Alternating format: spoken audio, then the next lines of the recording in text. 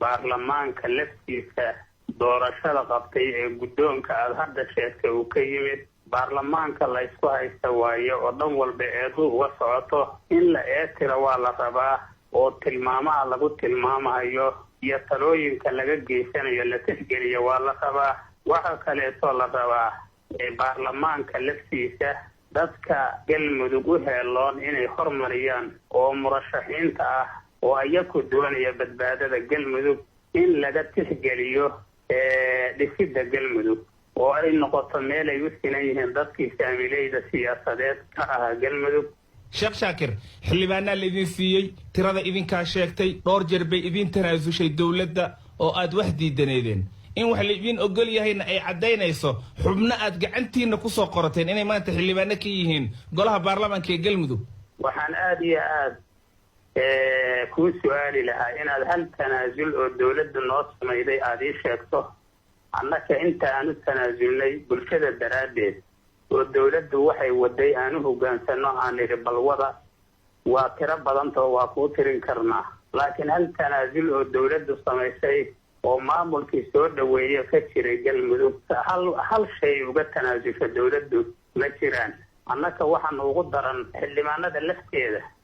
ayaa waxaa lagu soo xulo dowladdu ku soo xushay qof ahlu sunna wal jamaaca xiriir la leh naga ilaaliya dadka aan xiriirka nala lahaynina waa shabaab waa la ogyahay dowladda federaalka soomaaliya ka yeeli mayno mana laga aqbalahayo bulshada galmudug ka aqbali mayso cid xiriir lale shabaab ama shabaabba lagu tuhmahayo inay deegaankan madax ka noqoto marna laga yeeli maayo waxyaabahaasi waxay ka mid yihiin waxyaabaha aan ku daba joogna ayay ka mid yihiin war dhowr meelood yaan wax lagu karine isku meel wax dahirsan oo dadku ka wada qayb galan ha lagu kariyo ayaan leenahay dowladdiina annakii ahlu sunnahay ayay inta nagala carabta ayay waxay ula sii cararaysaa waxay rabtaa galmudug inay ka dhigto xaafad kamida magaalada muqdisho oo madax xagga ay ka keentay ay madax uga dhigto xildhibaano xagga ay ka keentay ay xildhibaano uga dhigto saraakiil xagga ay ka keentay saraakiil uga dhigto dalkaanina waa dhaqnaa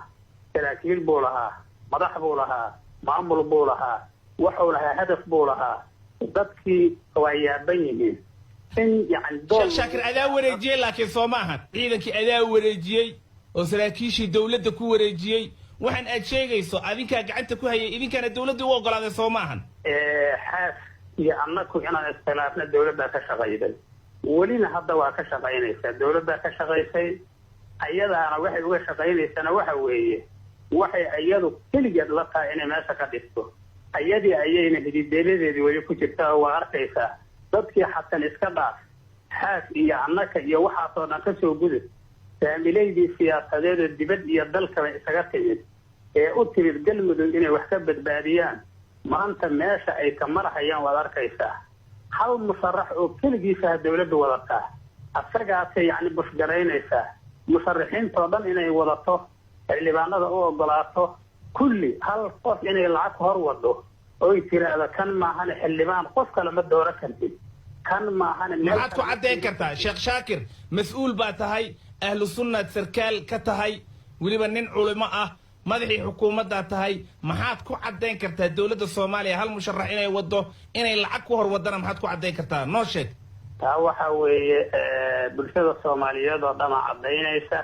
marka arrin iska cad weeye annakuna aan ognoon caddayn karno galmudug waxaad ogtihiin aniga iyo madaxweyne xaas markaan ka ahayn aniguna madaxa xukuumadda aan ka ahaa madaxweyne oo ka ahaa min cirif ilaa cirif amnigeeda sidii loo soconayo waa la ogaa sheekh shaakir laakiin ninkaas aad ku ammaanayso amniga iyo inuu galmudug wax ka qabtay axmed geelaxaas adigaa khilaafay adigaa meel cidlo oga tagay oo ka raacay dowladda federaalkeed hadda eedaynayso soo maahan dowladda federaalka soomaaliya aniga iyo madaxweynaha oo wada shaqaynayna waxaan aragnay inay meel kale wax ka dhisaydo oo galmudug meel kaleeta ay rabto inay dab ka shido markaasaan waxaan nidhiyeysa dab kala shidine aan u tanaasulno dowladdii soomaaliya maadaama ay tahay ummaddan aan u tanaasulno hal maamulna ha laga wada dhig